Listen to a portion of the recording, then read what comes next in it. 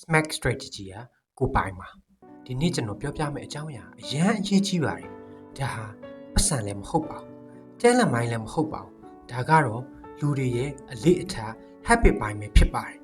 သင်ဘဝဘယ်လိုရှိနေလဲဆိုတာသင်နေစဉ် habit တွေရလာပါတယ်အလေးကျင့်ကောင်းရင်ဘဝကောင်းလာပါတယ်အလေးကျင့်မကောင်းရင်ဘဝကမတိုးတက်နိုင်ပါဘူး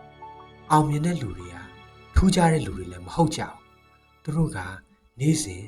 အလေးကျင့်ကောင်းတွေကိုစက်တိုက်လှုပ်ဆောင်နေတဲ့လူတွေပဲဖြစ်ပါတယ်ဒီနေ့ podcast လေးမှာဘဝကိုပြောင်းလဲပေးနိုင်တဲ့ habit အရေးကြီးတဲ့အလေးကျင့်၅ခုကိုမျှဝေပေးချင်ပါတယ်ဒီ habit တွေကိုဒီနေ့ကစပြီးလေ့ကျင့်လာမယ်ဆိုရင်တင့်အနာဂတ်ဟာအရန်ကောင်းမွန်လာနိုင်ပါတယ်ကဲစလိုက်ကြအောင်နံပါတ်1 reading စာဖတ်ခြင်းပထမအလေးချင်းကတော့စာဖတ်ခြင်းပဲဖြစ်ပါတယ်။အောင်မြင်တဲ့လူအများစုကစာဖတ်ရတာကိုအရင်နှစ်သက်ကြပါတယ်။ဘာကြောင့်လဲဆိုတော့စာအုပ်ဆိုတာကမ္ဘာပေါ်မှာအကြံဉာဏ်အကောင်းဆုံးလူတွေရဲ့ပြောဆိုနေတာတွေပဲဖြစ်ပါတယ်။စာသင်တဲ့အခါစာဖတ်တဲ့အခါအတွေးအသစ်တွေတိလာတယ်။အမြင်အသစ်တွေလည်းရလာတယ်။စဉ်းစားပုံတွေလည်းပိုပြီးတော့မှကောင်းလာပါတယ်။ဥပမာတစ်ခုစဉ်းစားကြည့်ပါ။သင်တစ်နေ့ကိုစာ10မျက်နှာပဲဖတ်လိုက်မယ်ဆိုရင်တစ်နှစ်အတွင်းမှာစာအုပ်ပေါင်း15အုပ်အနည်းဆုံးဖတ်ပြီးသားဖြစ်လာပါမယ်။ဒါဟာအသိပညာအများကြီးရပြီးတော့စာကိုအချိန်ကြာကြာမဖတ်နိုင်ရင်လည်းမစိုးရိမ်ပါနဲ့။နေ့စဉ်10မိနစ်လောက်ပဲဖတ်တဲ့အလေးချင်းပြုလုပ်ပါ။အထူးသဖြင့် personal development ဘိုင်းတွေ business psychology and communication ပိုင်းတွေစတဲ့စာအုပ်တွေကိုအဓိကဖတ်ကြည့်ပါအချိန်ကြာလာတာနဲ့အမျှသင်စဉ်းစားပုံတွေလည်းပြောင်းလဲလာပါလိမ့်မယ်စဉ်းစားပုံပြောင်းလဲလာရင်ဘဝအနေအထားလည်းပြောင်းလဲလာမှာပဲဖြစ်ပါတယ်နံပါတ်2 time management အချိန်ကိုစနစ်တကျအသုံးချခြင်းပဲဖြစ်ပါတယ်ဒုတိယအလေးချင်းကတော့အချိန်ကိုစနစ်တကျအသုံးချမယ်အချိန်ဆိုတာဘဝမှာတန်ဖိုးအရှိဆုံးအရာတစ်ခုဖြစ်ပါတယ်ဒီလိုပဲပတ်စံပြောင်းရင်ပြန်ရှာလို့ရတယ်အခွင့်အရေးလည်းတစ်ခါတလေပြန်ရနိုင်တယ်ဒါပေမဲ့ကုန်လွန်သွားတဲ့အချိန်တွေကိုတော့ဘယ်တော့မှပြန်အစားထိုးမရနိုင်ပါဘူးလူအများစုကတစ်နေ့လုံးအလုပ်များတယ်လို့ခံစားရပြီတကယ်တော့ productive ဖြစ်မနေကြပါဘူးအချိန်အများစုကို social media and necessary entertainment ဘိုင်းတွေနဲ့distraction စိတ်နှောက်ယှက်ဖြစ်စေတဲ့ပြည့်ရည်စေတဲ့အပိုင်းတွေနဲ့ပဲဖြုံးနေအချိန်ဖြုံးတိကြပါတယ်။အောင်မြင်တဲ့လူတွေကတော့အချိန်ကိုမတူညီတဲ့နည်းနဲ့သုံးနေကြတယ်။သူတို့ကနေ့စဉ်အလုပ်တွေကို plan လုပ်ထားတတ်ကြပါတယ်။အရေးကြီးတဲ့အလုပ်တွေကိုအရင်လုပ်ကြပါတယ်။အလွယ်တကူသုံးနိုင်တဲ့ method တစ်ခုကတော့ Pomodoro technique ကျွန်တော်ရှေ့ပိုင်းဗီဒီယိုတွေမှာရှင်းပြထားတဲ့နည်းစနစ်လေးအကြောင်းနဲ့25မိနစ်အာရုံစိုက်ပြီးအလုပ်လုပ်ပါပြီးရင်5မိနစ်ခန့်နားပါဒီနည်းလမ်းကတင့် brain ကိုလည်း focus ကောင်းကောင်းလုပ်စေနိုင်ပါအချိန်ကိုသင်ထိန်းချုပ်နိုင်ရင်ဘဝကိုလည်းသင်ထိန်းချုပ်နိုင်မှာပဲဖြစ်ပါတယ် habit number 3 exercise ကိုယ်လက်လှုပ်ရှားခြင်းပဲဖြစ်ပါတယ်သင်ခန္ဓာကိုယ်နဲ့စိတ်ဟာတစ်ခုနဲ့တစ်ခုလည်းဆက်ဆက်မှုရှိပါတယ်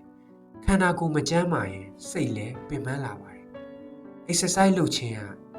ပထမတစ်ချက် energy တွေတိုးလာစေတယ်ဒုတိယတစ်ချက် focus ကိုဦးတည်ချက်ကိုလည်းပိုပြီးကောင်းလာစေတယ်တတိယတစ်ချက် confident လို့ခေါ်တဲ့ကိုယုံကြည်မှုလည်းတိုးလာစေတယ်နောက်ဆုံးတစ်ချက်ကတော့စိတ်ဖိစီးမှုတွေလျော့စေပါတယ် gym မသွားနိုင်ရင်လည်းပြဿနာမရှိပါဘူးရိုးရှင်းတဲ့လေ့ကျင့်ခန်းလေးတွေပြုလုပ်လို့ရပါတယ်ဥပမာလမ်းလျှောက်တာတွေ stretching ခန္ဓာကိုယ်ဆန့်တာတွေဒီလိုပဲ home မှာ workout လုပ်တာတွေဒါမျိုးလေးတွေ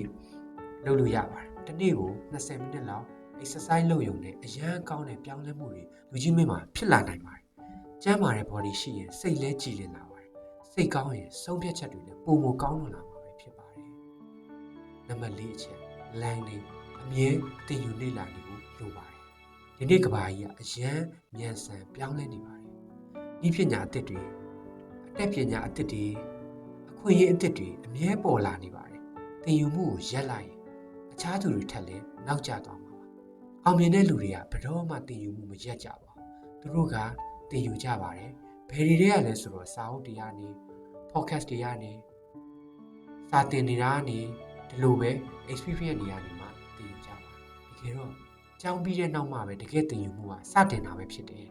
နေတိုင်းမိမိကိုယ်မေးကြည့်ပါဒီနေ့မှာဘာအသစ်တွေကိုသင်ယူလိုက်တယ်လဲတည်တည်လေးပဲဖြစ်နေပါစေနေတိုင်းသင်ယူမှုရှိရင်အချိန်ကြာလာတဲ့အများအသိပညာကြီးတွေကကြီးမားလာပါလိမ့်မယ် habit number 5 focus အာယုံစူးစိုက်မှုအပိုင်းပဲဖြစ်ပါတယ်ဒီနေ့ခေတ်မှာအာယုံစူးစိုက်မှုဥတီချက်လုံနိုင်ခြင်းဟာရန်တန်ဖို့ရှိတဲ့ skill တစ်ခုပါပဲဘာကြောင့်လဲဆိုတော့ဒီနေ့ကမ္ဘာမှာ distraction တွေအများများပါတယ်ဖုန်းကြောင့်ပဲဖြစ်ဖြစ် notification ကြောင့်ပဲဖြစ်ဖြစ် social media ကြောင့်ပဲဖြစ်ဖြစ် distraction တွေများနေကြပါတယ်လူအများစုကတခါတည်းအလုပ်အများကြီးလုပ်ဖို့ကြိုးစားကြပါတယ်ဒါပေမဲ့အောင်မြင်တဲ့လူတွေကတော့မတူညီပါဘူးသူတို့ကအရေးကြီးတဲ့အလုပ်ကိုပဲ focus လုပ်ကြပါတယ်ဒီ focus နဲ့အလုပ်လုပ်တဲ့အခါ productivity တွေတိုးတက်လာတယ် result တွေကောင်းမွန်လာတယ် confidence တွေလည်းတိုးလာတယ်ဒါကြောင့်မလို့ notification တွေပိတ်ထားပါ distraction တွေကို short ချပါအလုပ်တစ်ခုကိုအာရုံအပြည့်နဲ့လည်းလုပ်ပါတနာရီဒီ focus နဲ့လုပ်တဲ့အလုပ်က distraction တွေနဲ့9နာရီလုပ်တာတဲ့ပို့ပြီးတော့ထိရောက်နိုင်ပါတယ်ဒီနေ့မှာကျွန်တော်ဘဝကိုပြောင်းလဲပေးနိုင်တဲ့ habit 5ခုကိုပြောပြခဲ့တာပဲဖြစ်ပါတယ်ပြန်ပြီးတော့အနှစ်ချုပ်အနေနဲ့ပြောရမယ်ဆိုရင်စာဖတ်ခြင်းတွေအချိန်ကိုစီမံခန့်ခွဲခြင်းတွေနောက်ပြီးတော့လေ့ကျင့်ခန်းပြုလုပ်ခြင်း